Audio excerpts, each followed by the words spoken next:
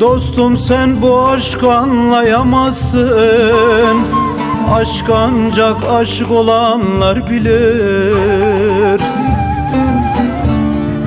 Dostum sen bu aşkı anlayamazsın. Aşk ancak aşık olanlar bilir.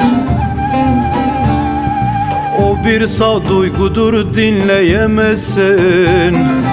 Gönül diyarından gelenler bilir. Gönül diyarından gelenler bilir.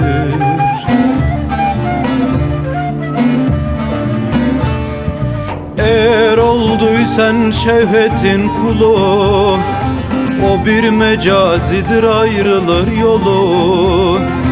Aşk dostun elinden sunulan dolu, serini sevdaya salanlar bilir. Aşk dostun elinden sunulan dolu, serini sevdaya salanlar bilir.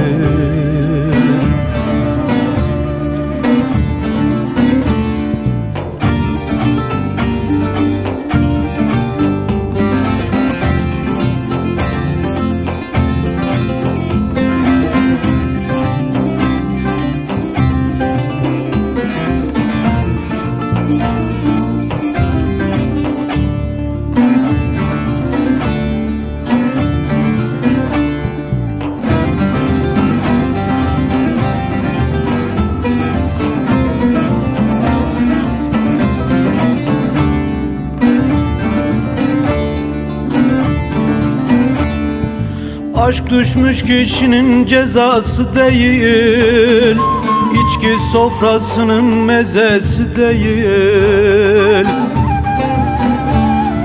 Aşk düşmüş kişinin cezası değil, İçki sofrasının mezesi değil.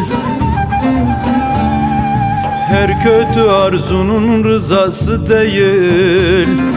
Sevgi alemine dalanlar bilir. Sevgi alemine dalanlar bilir.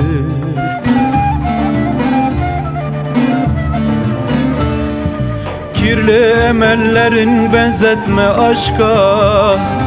Aşk dediğin meydir, lezzet başka. Fedai bu yolda kalaydı keşke. Baştan sona karar kılanlar bilir. Fedai bu yolda kalaydı keşke. Baştan sona karar kılanlar bilir.